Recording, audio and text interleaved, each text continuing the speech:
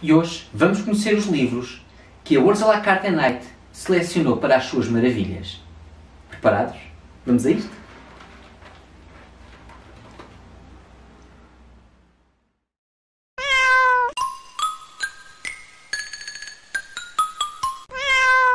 Olá a todos, sejam mais uma vez bem-vindos aqui ao Espaço do Miguel, capítulo M Geek House. Eu sou a Night do Ursula K. e hoje estou aqui para vos mostrar as minhas 7 maravilhas literárias. Não foi necessariamente uma coisa fácil escolher 7 obras para vos apresentar. Este não é um género de top 7 das minhas leituras ou livros favoritos de sempre, mas são efetivamente leituras que eu gostei imenso e foram obras que me acompanharam em momentos de chave, de mudança da minha vida. Portanto, não é necessariamente, como eu disse, um top 7, mas são livros que efetivamente foram e são bastante importantes para mim.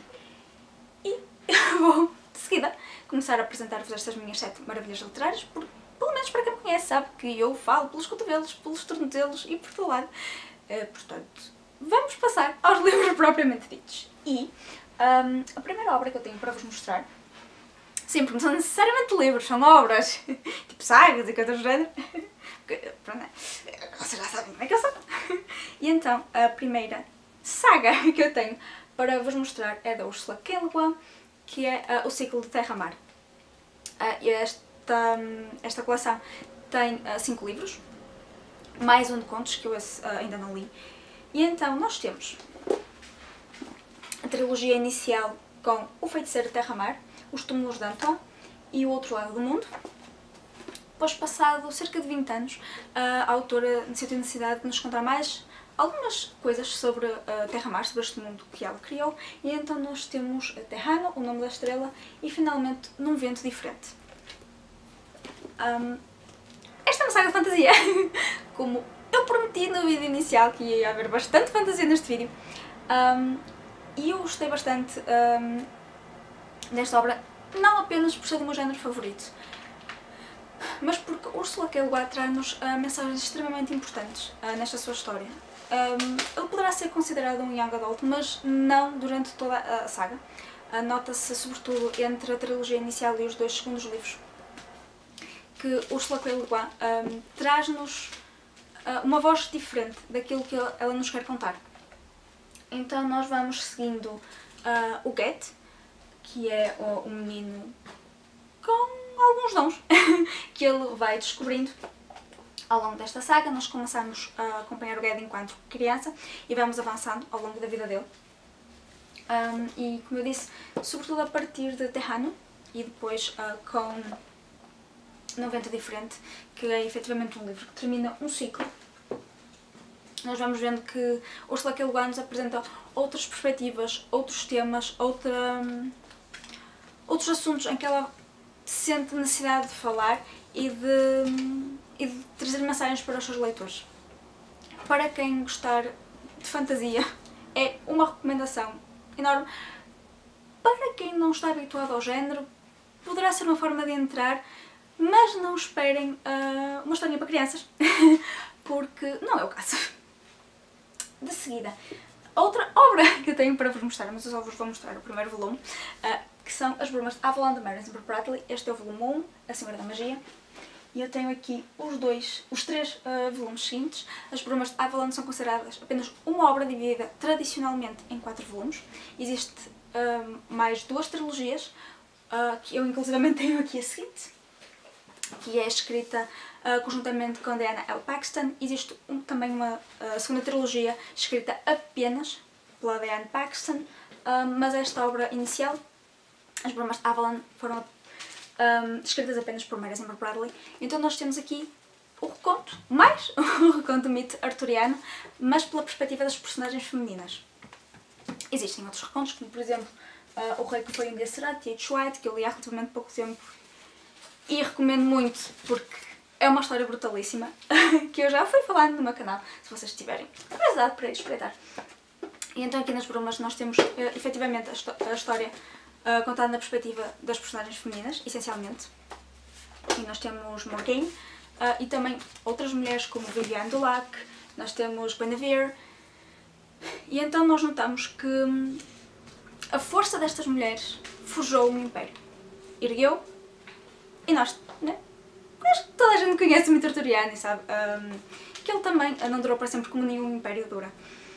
Eu gostei imenso desta obra, sobretudo porque ela foi lida no momento certo. Foi num momento em que eu precisei, efetivamente, ler esta história e que senti uma conexão muito grande com Morgaine. Tanto nos momentos bons como nos momentos em que ela parecia perder completamente a lucidez. E para além de ser uma obra escrita de forma magistral, com perspectivas históricas, muito bem pesquisadas, é daquelas obras que muda a nossa vida, ou pelo menos que nos ajuda a mudar e a encontrar um caminho novo. Não necessariamente certo, mas aquele que se calhar é o mais certo naquele momento. E acidentes acontecem neste covil, portanto, ignorem. Façam de conta que não existiu, ok? Evitem na vossa cabeça. De seguida, mais uma obra de fantasia. Este é um standalone, mas em Portugal ele está dividido em 2 volumes, que é Tigana de Guy Gavriel Kay. O livro 1 é então A Lâmina na Alma e o volume 2 é A Voz da Vingança. Guy Gavriel Kay foi um autor que eu descobri e que adorei, e eu achei esta história magistral. Inclusivamente ele colaborou com Christopher Tolkien na elaboração do Silmarillion e na organização de vários textos do mestre, de J.R.R. Tolkien. E então nós temos mais um high fantasy e neste caso nós poderemos dizer de certa forma que é uma história de vingança. Há aqui bastantes elementos italianos, não só vingança, ok? Mas também no nome dos locais, das personagens, e eu diria que esta é uma história típica para quem joga Dungeons and Dragons, porque tem feiticeiros, tem bardos, tem cavaleiros, tem pessoas da nobreza e tem por lá uns ladrõezitos. E então nós vemos aqui todo a luta, digamos assim, de alguém que não necessariamente luta por vingança, mas luta por que a sua memória, a memória do seu povo nunca seja esquecida. Porque na nossa própria história, no nosso mundo, nós temos guerras e nós temos conquistadores e conquistados. E em Tigana nós vemos todo um mundo e todo um plano e toda uma ideia de vingança e de preservação da memória presentes, com elementos que eu diria clássicos do Dungeons and Dragons, quem joga sabe o que eu quero dizer, mas achei que há todo um género de poesia nesta história que eu definitivamente, até por ser um standalone, uma coisa que se lê relativamente rápido, não é? Tio Martinho, é lá que fazes, filho. E de novo, para quem gosta do estilo, é definitivamente uma recomendação. Agora de uma forma um pouco diferente, vamos mostrar uma coisa diferente. E então, eu tenho para vos mostrar A Trança de Inês de Rosa Lobato de Faria. Eu adoro o mito de Pedro Inês. E a própria história também, que nós sabemos é muitas vezes mais mito do que registro histórico. E então, Rosa Lobato de Faria dá-nos a história também desse Pedro e dessa Inês, do século XIV, mas dá-nos também outros Pedros e outras Inêses, ou quem sabe o mesmo Pedro e a mesma Inês, ao longo de vários períodos da história, passado, presente e futuro. E ela faz isto, ela pega no mito e transforma em algo muito maior. Nós somos assolapados em sentimentos, e acreditem, não é Pedro e Inês de Castro que importam aqui. Aqui importa realmente os sentimentos que o amor louco e talvez um pouco doentio de Pedro nos transmite. Nós sofremos com o príncipe, nós sofremos com o homem comum e com o homem do futuro. E é fantástico como nós conseguimos perceber mais tarde, porque Rosa Lobato de Faria não nos dá tudo, de mão beijada, como a história destes Pedros e destas Ineses se entrelaçam como uma trança.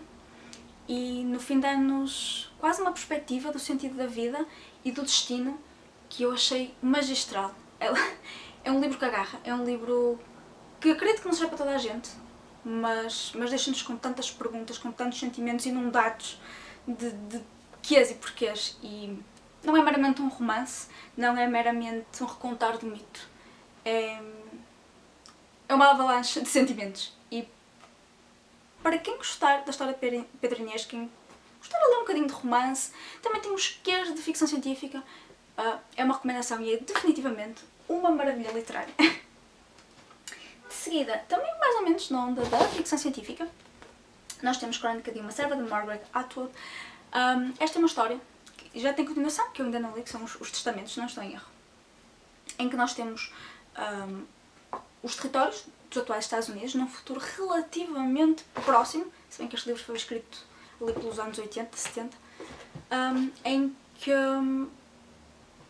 tudo o que nós conhecemos falhou e houve um governo teocrático que assumiu o poder e aos bocadinhos foi retirando todos os direitos, não meramente privilégios, mas os direitos básicos das pessoas até ao momento de não retorno em que as pessoas não voltaram a ter qualquer direito, passaram a ser súbditos, digamos, deste governo totalitário e que interpreta a Bíblia de uma forma literal. Então tudo que fuja, digamos, da norma é considerado errado e é deportado para um fim do mundo qualquer. E então nós temos algumas mulheres que são servas e que vão servir famílias, de uma forma que vocês vão ter que descobrir neste livro. E o que eu acho mais interessante e importante neste livro é que ele é assustadoramente possível.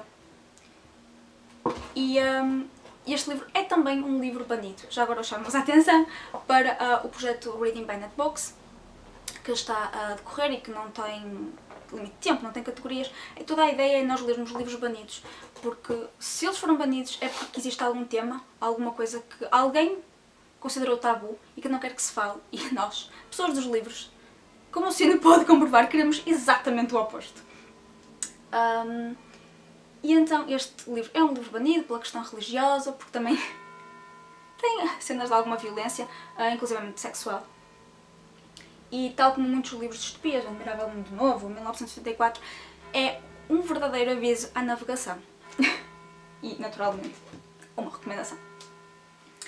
Posso já levantar, achar estranho este livro não aparecer aqui, mas eu tenho para vocês Harry Potter e a Pedra Filosofal. Este livro naturalmente está, como o Sino mais uma vez pode comprovar, a representar toda uma saga que, independentemente de polémicas, foi uma obra e continua a ser uma obra muito importante para tantos leitores e que é incontornável. Ele fez de muitos de nós leitores e trouxe-nos muito de nós para a fantasia. E é sem dúvida um marco importantíssimo na vida de tantos de nós, inclusivamente eu falo imenso no meu canal, há um vídeo especial que conta a minha história com esta obra, que nos traz mensagens maravilhosas sobre vários tipos de amor, a amizade, o amor entre família, entre companheiros, fala-nos de aceitação, fala-nos de inclusão. E se vocês ainda não leram, por favor, leiam Harry Potter e percebam porque é que ele é tão importante para tantos de nós. Finalmente! Como vocês podem imaginar, falta ali um livro. Eu vou-vos apresentar mais um High Fantasy de George R.R. Martin. Este é o primeiro volume, A Guerra dos Tronos, de A Song of Ice and Fire, em português, As Crónicas de Gelo e Fogo. Não vamos falar sobre aquela série que foi lançada, ok? Vamos falar sobre os livros que são tão maravilhosos e tão melhores, em que nós temos a típica história da High Fantasy, aqui com alguns leves também de magia e criaturas, mas essencialmente uma guerra política pelos tronos e de quem tem efetivamente mais poder. Tal como Tigana, também tem alguns elementos, sim, de vingança naturalmente, mas é um típico High Fantasy, com capa e espada, alguma magia, algumas metralhas lá pelo meio e que naturalmente eu recomendo imenso. Eu estou mortinha para acabar de ler esta saga. Tio Martinho, o que é que tu andas a fazer parte 2? E eu quero mesmo muito ler a continuação e também naturalmente recomendar-vos este livro porque é uma das melhores histórias que eu já li e é definitivamente um marco em High Fantasy. E aqui estão as minhas 7 maravilhas literárias. Espero que vocês tenham gostado e que também tenham visto os vídeos dos restantes convidados para este desafio. Muito obrigada, Miguel, pelo convite. Digam cá abaixo nos comentários se leram algum destes livros, se pretendem ler algum deles e que 7 maravilhas literárias vocês nomeariam. Nós vemos-nos por aí. E boas leituras!